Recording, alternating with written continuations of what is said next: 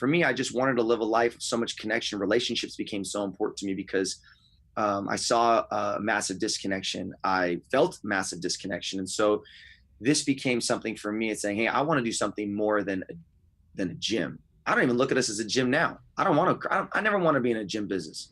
I want to create teams. I want to build connection. This is your host, Coach Dwayne Carlisle, and you're listening to the Pursuit of Excellence podcast.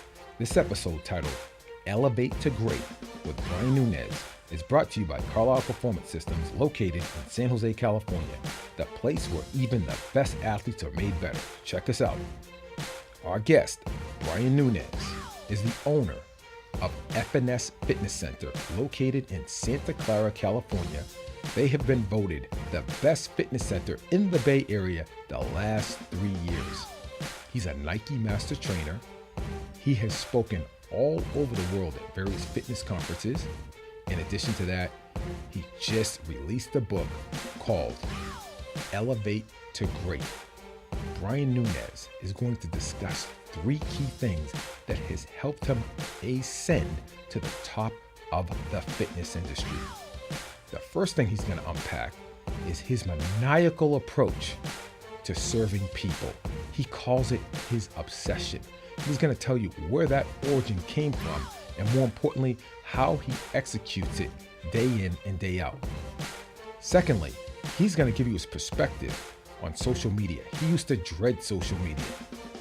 He changed his paradigm. He changed the way he looked at social media from social to service. And now he hits a bullseye with his clients, growing his social media following on Instagram from 13,000 followers to over 133,000 followers in such a very short period of time. And lastly, he's going to tell you a little bit about his journey and how people have helped him get to where he is, and that you cannot accomplish anything worth significance without having a great team and great people around you. Here we go, my man, Brian Nunez.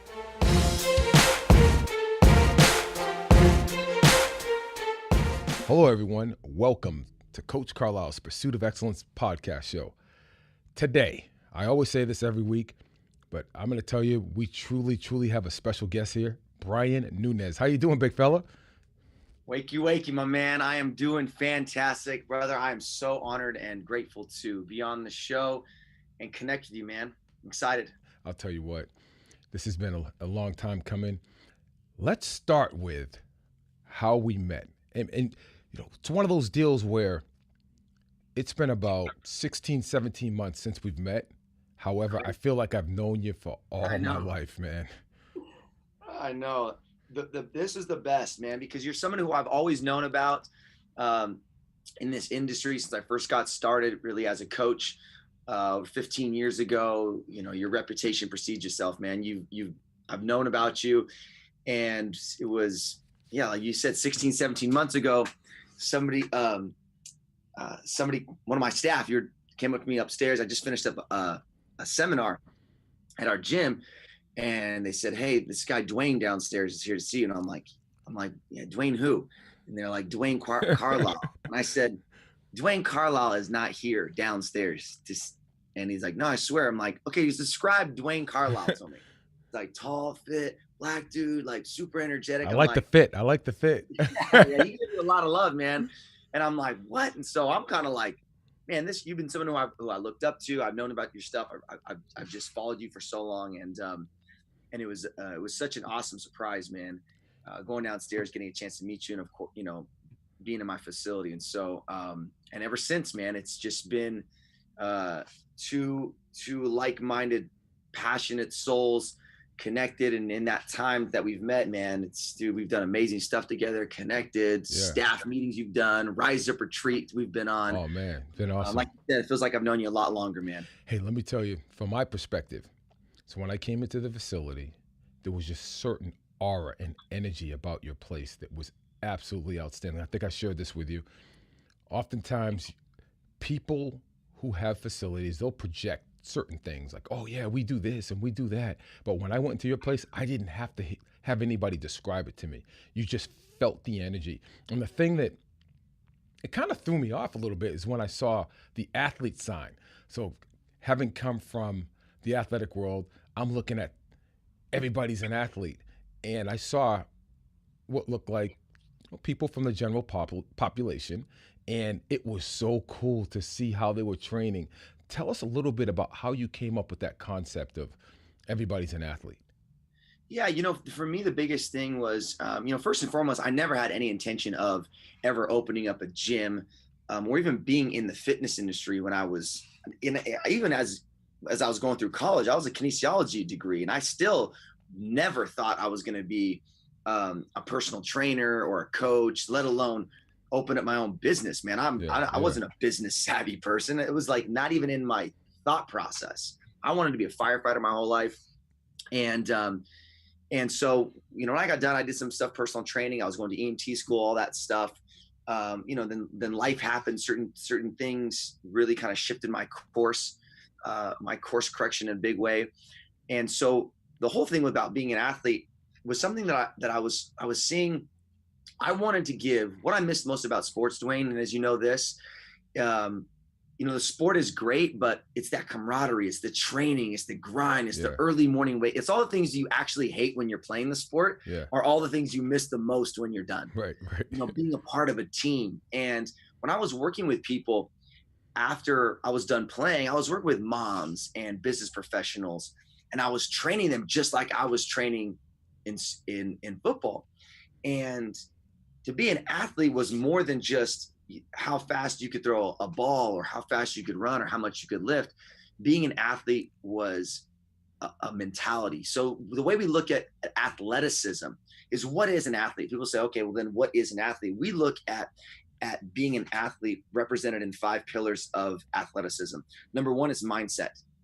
You got to have that stay ready attitude, whether that's playing on the field or going into a business meeting, closing a deal. You got to have that peak state of mind. Number 2 is nutrition. You got to take care of your body. Number 3 is training. Number 4 is recovery. And number 5, which is probably the biggest thing here in our facility, is teamwork. It's associations. It's who you surround yourself with. You got to surround yourself with like-minded individuals, people who are on the same mission as you are to get better. And that's what being an athlete is all about. It's about representing those 5 pillars of performance. And that's something that every single person, and this is from Nike, man, if you have a body, you're an athlete. And I wanted to instill and empower people to look at themselves, because majority of the people, I loved the margin of growth more than just taking somebody from a 4.6 40 to a 4.55 40. I liked the person who looked in the mirror and like, I'm a mom. I am not an athlete whatsoever, to them 6 months later looking at themselves saying, hell yeah, I'm the baddest athlete I've ever seen. That was like the most inspiring and empowering thing that I could do for them and for myself. So that's what it came into. And so we see sports athletes, but really 95% of our business are everyday athletes looking to elevate in their life. All right. So let's go ahead and dial it back to the Cliff Notes version, because I love that as an opening, just the whole description of what an athlete means to you. Let's dial it back and talk to us a little bit about Brian Nunez's journey to arrive at where he is now. Yeah. And like I said before, I never had any, it was never part of my game plan to become a fitness professional, to open up a gym, to run a business. I grew up playing sports my entire life. I played sports since I was 5 years old until I was done with football at 22 years old, playing football at San Jose State. And during that time, I went through a lot of stuff growing up. I was very disconnected from myself. I was so reliant on my identity based on what I did, on the sports athlete that I was. But I didn't really know who I was. I was very disconnected. And that was, and me as an individual, I'm a very, very sensitive person. Like, I'm very sensitive. I'm very emotional. And it's such a contrast from the sport that I played to how I am as an individual. It's polar opposites. Sure. I'm very sensitive. I'm very emotional, and I'm playing a sport. I'm excelling in a sport my entire life that I'm rewarded for ripping people's faces off and like having no emotion whatsoever. Blowing dudes up. It's like, that's like, yeah, you got to be like that, but that's not who I was. Right. So you can imagine, like, I was really, I was, I didn't even know what to talk about outside of sports, because you're not, you in sports, but especially football, you're never, emotions sensitivity is a sign of weakness. That's what it's looked at in that culture, right? Mm-hmm. And um and so for me, I had to really create an alter ego for myself. I had to be totally something different. I had to create this different persona in my head every time I walked on the field. And so, but after a while, that was draining, man. When I'm doing that from 5 years old to 22 years old, a lot of it got me through a lot of tough times in my life, from my parents getting divorced, to me being really disconnected from myself growing up. Um, that became an outlet for me to express a lot of this, like, pain inside in a healthy, quote unquote, way that was, where I could violently express Right. what was going on. So basically, um, I'm very excited and scared the day that I was done playing football, because I'm excited because I get to meet myself. I didn't really think about finding. I get to meet myself. I get to understand who I really am, what's most important to me. And I was scared and nervous at the same time. And so during that time when I was done playing sports, it was just like, it's done. I got to figure out who this next person is. And so I always wanted to be a firefighter. My brother was a firefighter, and so I thought that might be the best thing for me to do. I was going to EMT school and do the fire academy, and I was going through that process. I'm like taking tests, doing personal training on the side, but I'm just falling in love. I'm falling in love with this process, like I said, of this massive margin of growth from these everyday people. And so it was exciting me more and more and more, but I still was on the path of becoming a firefighter. But I wasn't really loving it as much as I was from the personal training side. And I was still going through a lot of stuff personally. And so, um, one of the biggest things that really changed where I am now, um, and the path that I'm on, and in my mission, of wanting to help people more focused, fit, and free life, is all around connecting people. And I witnessed a lot of disconnection within myself. I witnessed a lot of disconnection, from my childhood growing up, from family. My stepfather, rest in peace, took his life when I was 23 years old, and that was the worst day of my life, but it inspired the best days of my life to come. Mm, mm. And that's sometimes people are like, I don't understand how the hell could that be? And typically that's what happens in our lives, right? It's the worst thing in your life isn't necessarily the best day, but it inspires the best day if you use that fuel. And so for me, I just wanted to live a life of so much connection. Relationships became so important to me because, I saw a massive disconnection. I felt massive disconnection. And so this became something for me. It's saying, hey, I want to do something more than a gym. I don't even look at us as a gym now. I never want to be in a gym business. I want to create teams. I want to build connection. I want to build more than just a community. I want to build a thriving group of teams. And that's got me where I am today. And I don't look at what we do now. It's, even what we do here, our purpose in our company, it's to connect people to their passion, purpose, potential, and other like-minded people. We do that through inspiring people to embrace the athlete's mindset, and through those 5 pillars. And so that's really what inspired me to got me where I am today in the space we do stuff. So that's kind of I don't know that's a Cliff Notes version, yeah. but it's where I am today. And speaking of which, talk to us a little bit about where you are today. There's several things. There was a cartoon out, and I don't want to date myself, when I was a little kid. It was about this skunk, right? Not that you're a skunk, but look. I don't know where this is going. No, I'll tell you where it's going. So this skunk, his name was Savoir-Faire, and that's a French name. But he would say, Savoir-Faire is everywhere. So you would see this skunk appear in all these different places, right? Okay? Yeah. And it's the stories about Savoir-Faire, how he was omnipresent. And when I look at Brian Nunez, a couple weeks ago, you were at the Nike trainers. What was that? A workshop. You got FNS. You got a great book that's just come out, Elevate the Great. You're running Rise Up retreats. You're speaking all over the country, all over the world. So talk to us about kind of where we are now, where you are now. So you know what? Where I'm at now, Dwayne, isn't what I'm doing. It's the state mentality that I'm in. And I think this is going to be really important for people to understand this, because a lot of times we think of where in terms of what. I'm going to explain this for the best way that I can articulate it for myself. Because time is time, man. I had the same amount of time when I wasn't doing junk before as I am now doing a lot of stuff, right? But where I am now is a state of mind, and it's one word: obsessed. Mm. So where I am at in my life right now, I'm obsessed.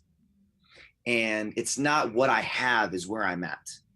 What I have is all going to be based on of the state and the mentality that I'm in at this juncture in my life. And if we can go back to that root of where are you at, like where are you at between the ears? Where is your head and your heart at right now? And for me, where I'm at is obsessed, man. And there's things that I'm doing. There's stuff with Nike. I'm speaking. I'm traveling. I'm running our business, which is thriving. FNS Training Center. Just launched a book. So those are all to me byproducts, right? It's like somebody who's like, man, they're super dedicated and they're committed, and then they're losing weight, they're happier, then all the fruits start coming, right? The seed that I have, I feel right now, is obsessed. And so, and for me, that where that obsession came from, then let me take it a step back farther, right? Because I think that's important. It's like, Sure. People say, how do I become dedicated or committed or obsessed? And for me, I'm always auditing myself. I'm always self-auditing. I mean, there is nobody from the outside world who's going to critique me, be on me harder than I will be on myself. I'll have the most tough conversations and real conversations with myself. And I looked at the end of last year, and I look at certain things, and where am I at? Where do I want to go? What do I need in my life to be happy? I think that's always the first thing. It's not necessarily what I want. What do I need? Like, what do I need to be fulfilled? What do I need to feel like I'm thriving? What do I need to feel like I'm living a purpose-driven life? Not that want piece, because the wants are easy. I'll throw a bunch of stuff in there, but there's like fundamental needs. Then the wants are just icing on the cakes. And so I looked at all this stuff. I wanted, and I needed to create more impact with people, because that fills me up. That makes me happy. I needed to be more authentic. I needed to share my story so that I could have peace inside of me, forever. Go to sleep at night knowing, saying, hey, I own my story. I want to share this with the world. I needed to be challenged, man. I needed to feel like I needed more stress in my life. Like, I love stress. It's like weights on a bar. I ain't getting stronger unless I put more weight on that bar. I'm not getting stronger unless I have more stress in my life. I love it. I'm thankful for it. And how are you defining stress? Stress is an overload, to a current condition in your life. Okay. And so, as simple as that is how I would define stress. What's this condition, right? What's your financial condition? Okay, well, what's the stress? How are we going to do it? Well, man, stress can be, you'll be saving more. You got to be investing more. You got to place a little more stress that's going to challenge your dedication, your commitment, and your consistency. That's really what stress is going to do, right? It's going to test those things. It's going to test to see how are you going to buckle under pressure. I mean, that's what it's, whether it's in sports, that's what stress does. Do you just break and like crumble? Are you able to just thrive when everything's going well? But when we can add stress into our life ourselves is when we start to take a lot more control. And so that's where it was for me, is that I needed to do more for myself. I'm selfish, man. I'm gonna be very honest with you, Dwayne. I'm so selfish. I'm doing all this obsession. It starts with me. I'm doing it for me.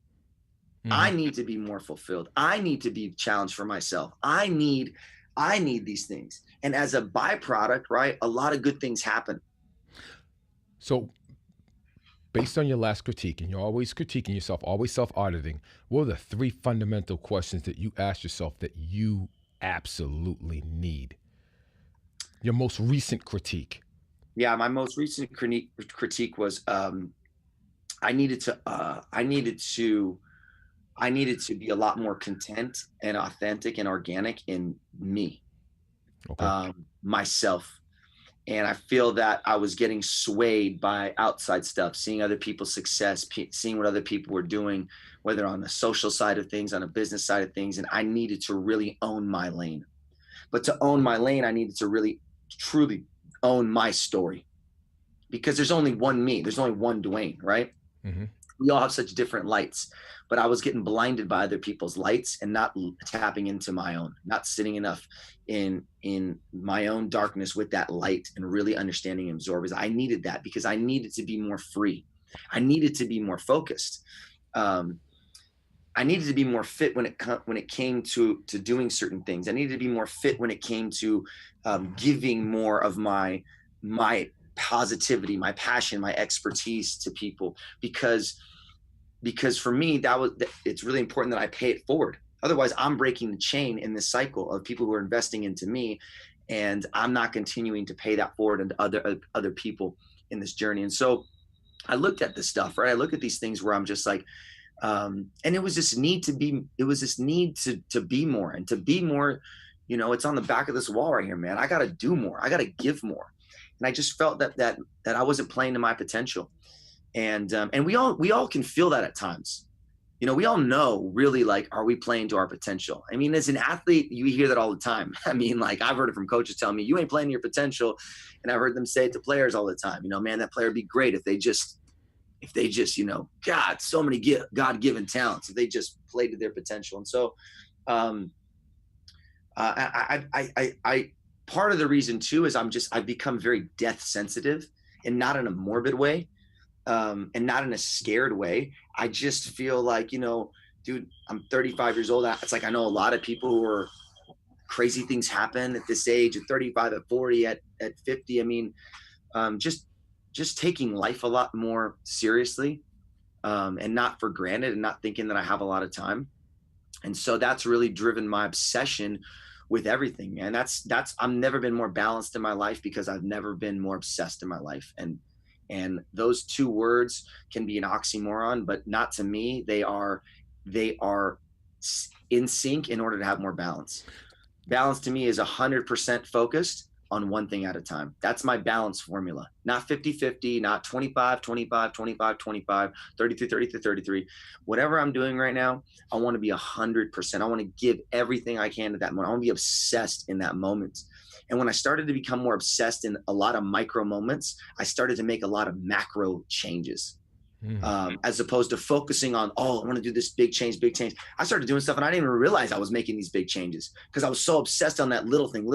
And I'm like, damn, like 6 months passed, we're at this. I feel good. I feel engaged. I don't feel exhausted.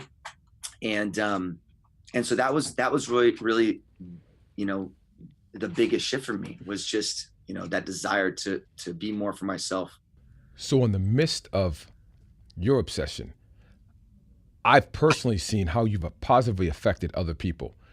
What's been your strategy? What's been your approach to be able to infuse other people with that obsession that you have to help others and to help them get to where they're trying to go? How do you bridge and link those two things, from Brian Nunez to others?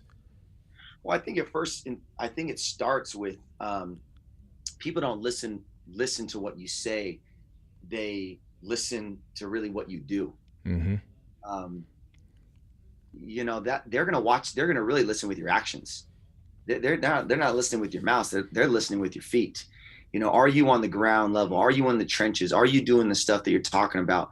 I can spit out bumper sticker quotes all day long, but it's about, first and foremost, I'm not even going to gain trust with somebody if I'm not living this every single day. And so number one is that I got to live it. So in order for even just to bridge a gap for someone to be open to what I'm talking about, they're going to first say, does this guy live this thing? I think that's the most important thing for any leader out there. I mean, any teacher, any coach, doesn't matter what knowledge you have, man. If you ain't living this, if you're out of shape and you're a coach, it doesn't matter. People will look at you differently. And the second thing is to start to bridge that gap. It's the way I look at leadership is 3 L's. Number one, it's not the ability to lead first. It's the ability to listen. And the second thing is the ability to learn, asking the right questions. It's not about giving people answers. It's about asking people the right questions. And then only then, once I've listened, once I understood a little bit about that person, where they're at, what their intentions are, what they really want. we're able to ask some questions so I can learn about them. Not only that, what happens in that process, Coach, as you know, we've gone through this, we've done this many times ourselves, right? Yep. You know the answer inside you. But sometimes it's tough for us to even articulate the question we need to ask ourselves. And that's why we need an outside perspective just to frame the question up differently, because even internally, we have a biased way we would ask ourselves questions. But an outside perspective won't be so biased. And so it gets to more of the root, which is that heart of what you want. And only then can we start to really create a path of leading people. But to be honest with you, my leadership comes in the first two parts. People empowerment, ownership comes when they're taking that step. I want to go this way, not me telling them, you got to go here, you got to do this, you got to go this, turn right here. It's about them making those decisions. It's about them getting behind the wheel and driving their life, what they want. But where I really come in is on those first two parts, asking those right questions, making sure they have, number one, the most important thing that they're going to need to get going and to start taking action is clarity.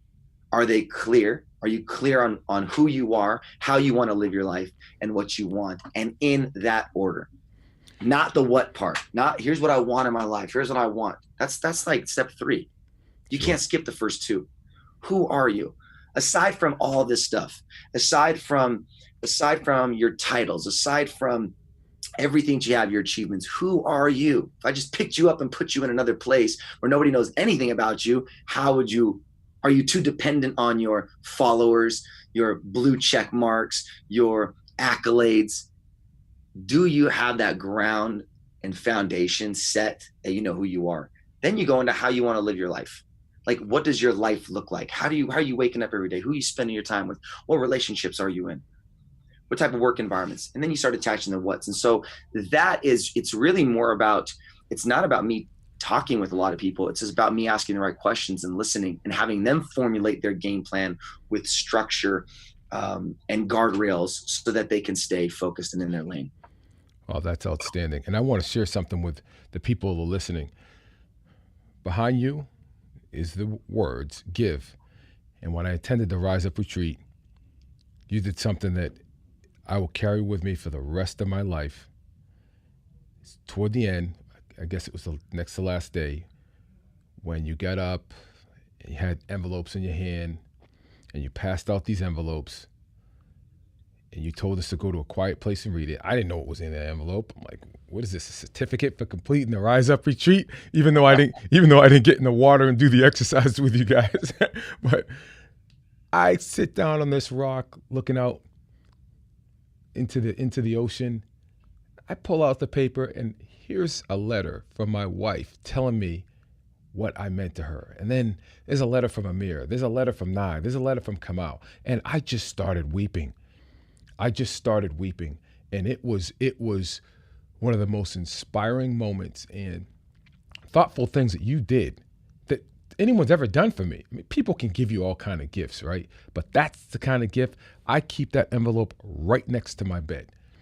And when I'm going through moments, as I'm trying to rebuild my business and so forth, I pull that out. And you talk about fuel for your fire. You talk about, let's go get it. And we're going to live for another day. So that I thank you for. That was unbelievable. I think people need to know that that's the kind of person you are. And really, that's why we're having this conversation, because of what I think of you as a person first, and that your identity isn't wrapped up in what you've done. Your identity is wrapped up in knowing who you are. So on that note, let's talk about what inspired your book, Elevate to Great. One word, I'd say relationships. Number one is the relationship with myself. I had kind of expressed some aspects of my story, of my life. And for me, writing that, I didn't want to write a book about, it wasn't about a biography. It wasn't about me for me. It was about saying, hey, if I really want to, even take this to the next level, if I really want to really push people to the next level and have them own their story, man, I got to own my story. I got to share this, all aspects of it. But more than that, I got to give people lessons and practical tools about just how my story, they can bring some relatability to maybe where they're at. And it's so applicable to all ranges. but it was about first developing a better relationship with myself. And I've never been happier in my entire life. At 35 years old, I've never been happier. I love the person that I continue to meet and grow into every single day, myself first. And it started really, owning this relationship with myself. And because, Dwayne, that's the biggest thing in life, man, is relationships. Everything that I'm doing, it's all about relationships, whether it's my business, whether it's speaking, it's about how can I enhance that relationships, because those are the things that people are going to have forever. All this material stuff will come and go.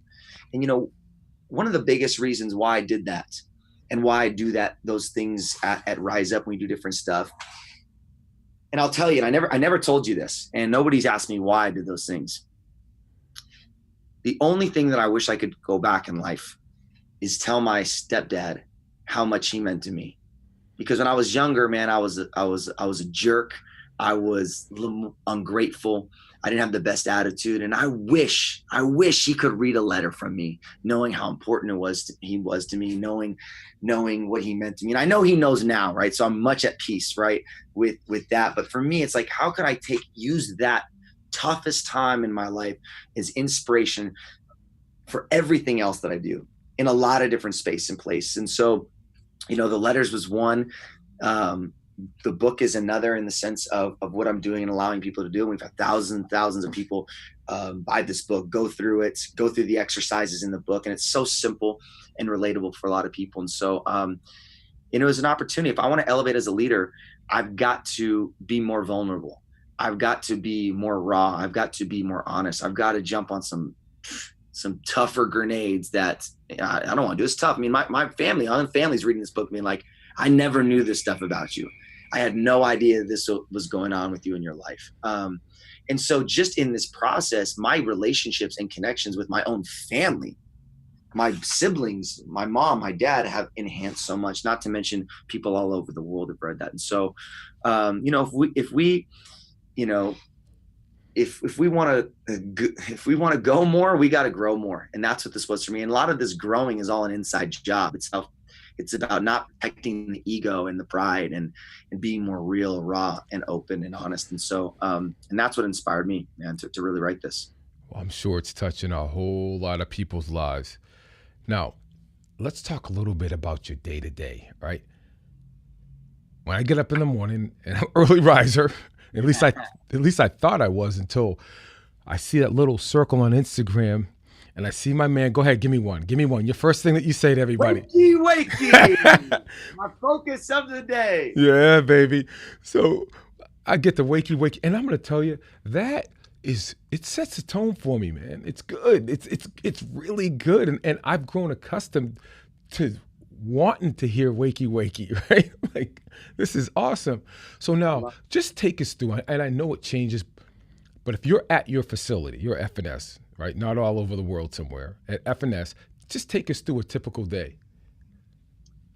So a typical day, I'm going to get up pretty early. I live in Santa Cruz, so, but I love mornings. I'm an early bird. So, me waking up early is I always tell people, like, how do you get up so early? I'm like, it's simple. Just go to bed early. It evens out. So I'm not a night owl, but typical day, I'm going to get up. I love my drive. It's about a 35-40 minute drive in the morning at that point. I'm listening to podcasts. I'm listening to audiobooks. Give me two people that you listen to frequently, podcasts that you listen to frequently. I listen to Grant Cardone, a lot of his stuff. Okay. And I listen to Tony Robbins. Okay. Tony Robbins is somebody who's been massively influential in my life since I was in my early 20s. Grant Cardone has been massively influential in my life over the past 6 months.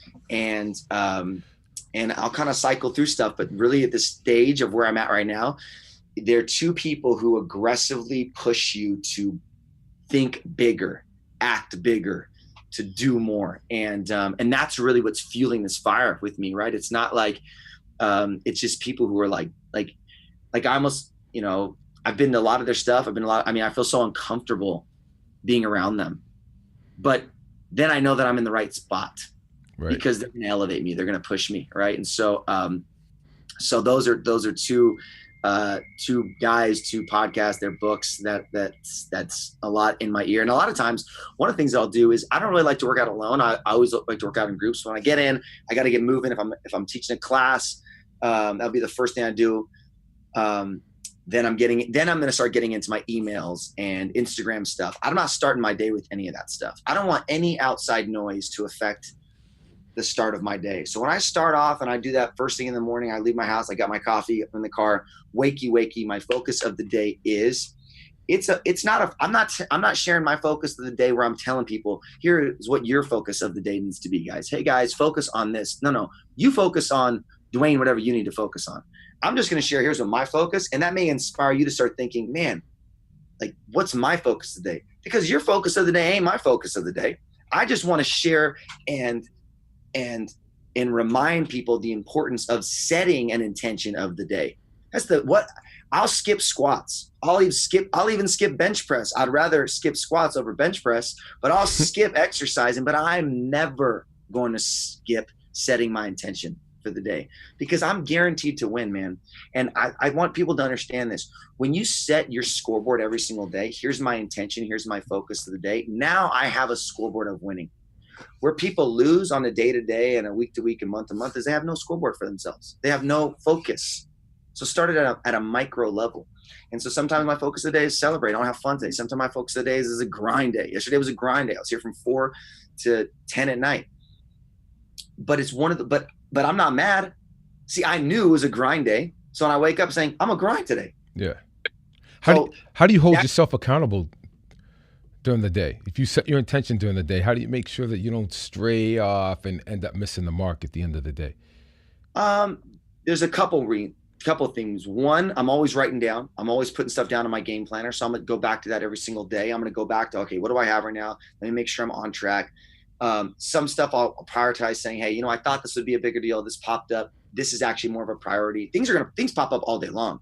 But for me, I when things pop up, I just assess it. Is this a priority? Does this outweigh this one? No, it doesn't. Although it could be fixed right now, it's not a priority.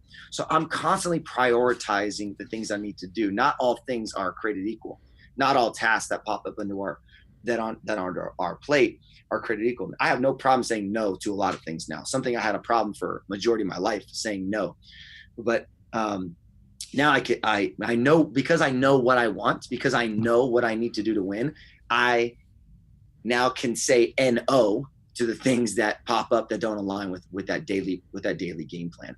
And so that's what really keeps me in line. And the second thing is just, I'm constantly telling my staff, I'm constantly telling people around me, hey, remind me on this. Hey, remind me on this. You got to remind me like 5 times a day because I'll forget. I know myself. See, I know that because of my ADHD, I'm like, like I'm going to forget stuff. So I know that. So let me set myself up for success. Hey, Yvonne, I need you to remind me at this time to do this. She's like, gotcha. Emil, remind me at this. Hey, can you help me do this? See, I'm going to lean on my resources. Yeah. And that helps me stay on track as well. And it helps us be a lot more efficient. So I took us off path a little bit, but we took a little deeper dive into the early part of the morning. So go ahead and proceed. I'd love to hear the rest of it. So then midday, or early morning, maybe early to some, lunch. I always joke around people saying 8 a.m. is lunchtime. And then I'll start to do the social stuff. And I want to get that social done right off the bat. So I'm going to post a workout of the day. I want to respond to comments, messages, and I'm going to give myself about a good 45 minutes to do that dedicated. I don't want to be checking social media all day long. That's such a waste of time.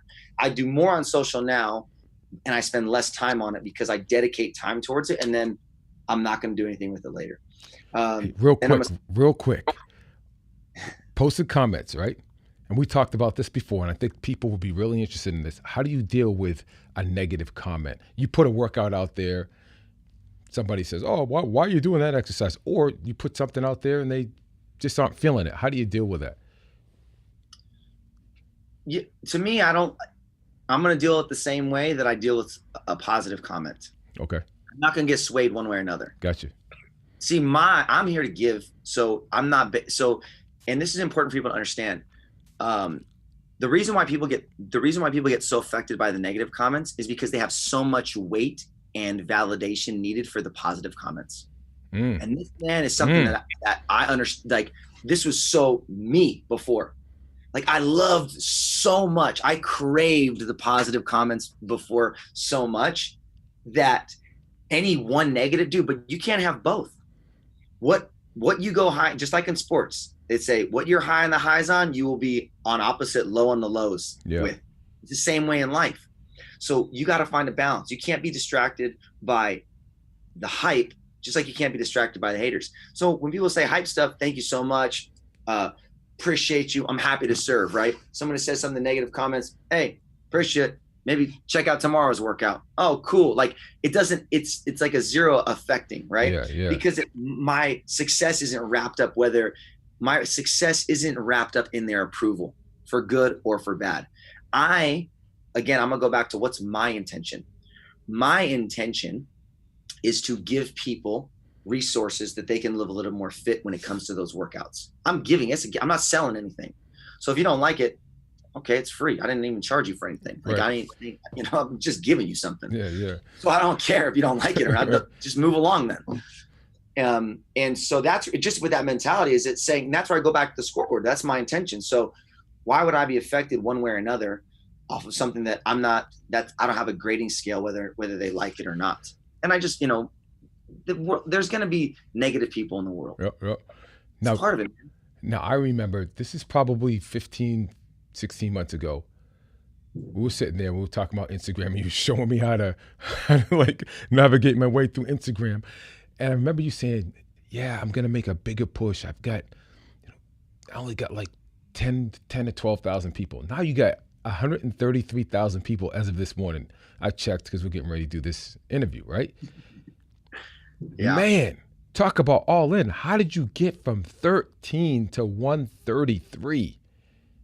133,000. I'm glad you asked this, because I think I really want to share this with a lot of people. It comes back to what I said. It's the mentality that I'm in. I'm obsessed. I'm obsessed with serving more people. I'm obsessed with helping more people. I'm obsessed with giving people more resources. And in the social world, I didn't understand it. Like, I didn't understand it at all. I hated it. And usually what we hate and what we fear in life is what we don't understand in anything in life. And that's how I felt about it. So I was posting random stuff. I'd post things about myself. I'd post things with my kid. I'd post things like working out, but it was so all over the place. And it's a different landscape. The social world is a different landscape. And for me, let me give you a little more context to myself, is I don't like the word social. I am naturally somebody who's not like an extrovert and like, hosting parties. I like to coach people because I feel like I can deliver them value of something. But when I'm hosting a party or there's attention on me for me being me, I feel really uncomfortable. And so I don't even like that word social. Just the word social gives me a little bit of anxiety, to be honest. So I had to have a mind hack. I'm like, okay, I got to get over this. So I had to rebrand this, and I needed to call it for myself just to give me some more clarity and freedom, as I rebranded everything I do, myself and our company, to service media. Guys, this is not social media. This is service media. We are using this media outlet to serve others, not to be social. Being social, going there like this, laugh at this funny thing, haha, small talk. That's what social is to me. That's how a lot of people, that's how I was using social media before. Like small talk at a barbecue, right? Like, oh, just kind of here. We're like, not really. There's not a lot of substance. With service, there's substance. There's consistency. There's value. There's a purpose. There's an audience you're trying to serve. And that's what it was for me. It was like this weight off my shoulders. Like, yes, let me do what I feel most comfortable doing, is serving. And so then I said, okay, fantastic. Who do I want to serve? Who are the people that I can reach? Who are the people all over the world that I can reach? What are their problems? What do they need? What can I help them out with? And so I started small. And so I said, because if I couldn't do one thing consistently, I wasn't going to be able to do 50 things right. And it's just like in working out, right? Show me you can just do one thing. Don't even worry about the nutrition piece. Just show me you can show up every single day. Right. When you can show up every single day, then we'll add this, then we'll add this, then we'll add this. We're not going to build Rome overnight. And so I took the same strategy that I would give coaching advice to somebody on the fitness side, to myself on this side. I was not fit when it came to service media. I was inconsistent. I was sporadic. I was all over the place. My value, my content wasn't that good. It's like having bad workouts. Like, I showed up, but I wasn't really, like, my effort wasn't there. And so I assessed myself the same way, right? I asked myself, who's this post for? This is like an ego post. Why did you even post this? There's no value. Ego post. I'm like hard on myself, like auditing myself, you know? And so for me, it was like, all right, let's get this strategy in place. I need to be consistent. I need to have good content that's relevant to the people that I want to serve. I'm not trying to serve everybody. I think that's the biggest thing for people. And what I had to understand for myself is, don't try to be all things to all people. Like, I want people to know when they come to my page, they're going to see a theme of fitness, focus, and freedom. And I'm going to talk about that constantly. And I'm going to talk about the ways we connect those, the ways you get connected to yourself. I'm going to share vulnerability. I'm going to share stories. I'm going to give people at a base level ways to move every single day. No gym, you don't need a gym. I'm going to come to you and I'm going to give you simple stuff. So I don't have a lot of crazy things in there. I don't ever do barbell stuff. It's body weights, dumbbells, med balls. It's pretty simple because I'm thinking of the person who lives 10,000 miles away. Yeah. Not the person who comes into our facility every single day. Because me focusing on that person 10,000 miles away, it's a backwards map. I'm going to get everybody from me to them anyway. And so I had to post daily. I had to post multiple times a day. I had to engage with people. That was the biggest thing, was that I had to treat it just like I would treat and speak to somebody that walks into FNS. And the mind hack is, those are not followers. I don't have 133,000 followers, Coach. I have a team of 133,000 people who are part of this team now. And I think of them as they're part of my team. I need to serve them. I need to help them. I need to give back to them. I need to listen to them. I need to coach them. Now I have a different sense of ownership of giving back to that group. And so people tag, people do stuff, you know, and it grows pretty quick, but I would rather share more of the formula and mindset than, you know, oh, I do this. And it's crazy to see how organic it's grown in that process. Who are those people? When you say your audience, those people are people who are growth minded. They want to better their lives. They're coachable. They're typically from the ages in that space from 18 to 36 years old, who maybe don't have a lot of resources. Maybe they don't have a coach that they can be around all the time. They're not in an environment where they are surrounded by positivity, but yet they crave it. They want it. They want to support other people. They want to be supported. They don't want somebody who's they don't want an extremist, someone who's yelling at them. They want somebody who's going to guide them in the process, who's going to live it in the process with them, who's going to be there for them. And so that's where I look at saying, what's my position in this role here? But it's understanding those people want to better their lives, but those people want to live fit, but those people don't want to be, they're not they're not obsessed in the terms of being like, I got to be the greatest basketball player in the world. They want to take it to the next level, but they don't want to live and breathe just exercise. Yeah. You see what I'm saying?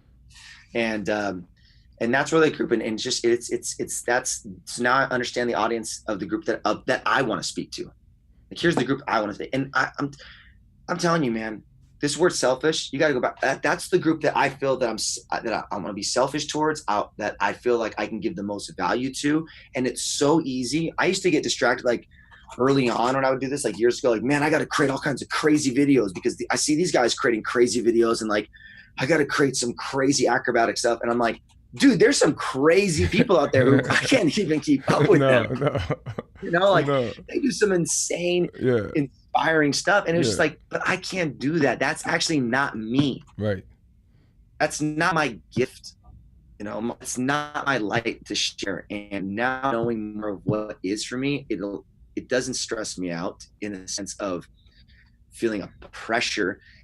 It's a different stress I'll put on myself now to do it more. Yeah. You know, because there's two types. So that helps me stay real focused. Well, I know this. We're not going to get through your full day, and I know you got a meeting to go to. I just got two more questions, and we probably would do a 5-episode podcast to get through your full day. Tell me about because this is the thing I love, man. When I go into FNS, I love the feeling when I go in there. What kind of culture Well, what is important to you in terms of the kind of culture, the feel that you want your team members, your athletes to have when they're working out there, just being a part of your FNS organization? I love it. It's a great question. What I'll do is I'll just share with you our athlete ethos.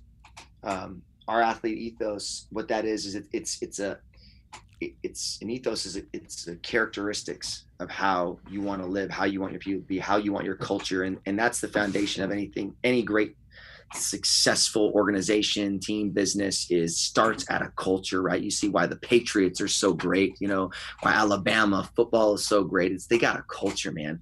And number one for us is people that come in, they're applying to be athletes here because they have to fit that culture that we have. They have to, number one, at the ethos, they have to respect themselves, the journey, and their teammates. They can't be me people. We're not a me culture here. We're a we culture here. We support each other. Everybody that walks in that door is so different, yet the exact same. They want to get better. So respect them and respect their journey and where they're at. Number two is that they define their fit. They're setting success in their terms. Not for me. It's not for me to tell you that you need to lose 20 pounds, 5 pounds, 100 pounds, no pounds. You will take ownership by just defining your own fit and setting your goals. And that's why we do a lot of that with our athletes. Number three is knowledge is potential. Execution is power. We're not interested in people who talk about it. I think it was Henry Ford saying nobody built his reputation about the things that they were going to do. Right. You got to be about it. You got to take action. Execution is power. Number four, I got to go back to our thing. Number four for us is celebrating success. Number four is about it goes back to a lot of times we do a lot of things, we push it, we achieve certain things, but we don't celebrate success. And celebrating success is big, man. It's important. You gotta really be grateful for the things you're doing, not just things you're doing, the people that helped you get there, right? You're not just celebrating your own success, you're celebrating the sacrifices that your wife made, your husband made for you to even be there, your kids are making. And number five, man, it's a culture, it's pay it forward. So for us, those five things, that is our culture. When somebody comes in, that number five, that fifth one, man, you remember your first day as an athlete, it's your duty and obligation to pay it forward, take care of the person next to you. And that for us is the culture that we have set from an athlete perspective in our facility. And everybody's got to play by those rules. Man, that's awesome. And I feel it. And I'm here to attest that I've seen it. It's awesome. I would love to actually build something like that myself one day. All right, so now, Savoir Faire, that's your new nickname. Savoir Faire, where can we find the book? Where can we find more of Brian Nunez? Talk to us. The easiest way, man, is the easiest way to find the book is on Amazon, Elevate to Great. To connect with me, spend the most form of my engagement on Instagram at Coach Brian Nunez, and any more information you can see on my website, briannunez.com, to stay in touch and stay connected. Well, I want to thank you, man. This has been an honor. I can't thank you enough. Big fella, I'll be stopping by very soon, and I will be in touch with you. I love you, man. Thank you for all that you do, man. Brother. You are a bright light for us all. I appreciate you, Coach. Oh, thank you. Wow, I have goosebumps. Listening to Brian Nunez speak from his heart, talk about his passion, talk about what's important to him, and that's serving others. I've personally witnessed this guy in action. He's a family man. He cares about his team members. He cares about his clients. He cares about helping people live a fit, focused, and free lifestyle. He's constantly learning, constantly growing, constantly stretching himself and challenging himself. There's so many good things that Brian spoke about.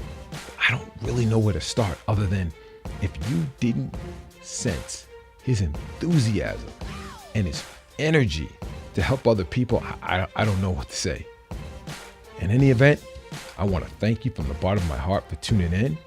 I hope that you take some of those actionable items that Brian shared with us and put them into your own personal regimen to help improve yourself in your quest to pursue excellence. Whether this is your first time to listen, or if you listen to every episode, I want to say thank you. If you like what you've heard, please share it with a friend. If you listen on the Apple Podcast app, it's super easy to share. Just tap on the 3 dots in the bottom right-hand corner, and an option will appear that says Share Episode. You can text a friend the episode right from there. It's super simple.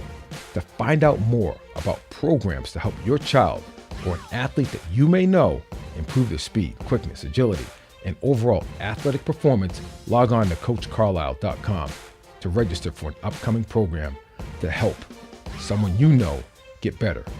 In the meantime, in between time, have a blessed day.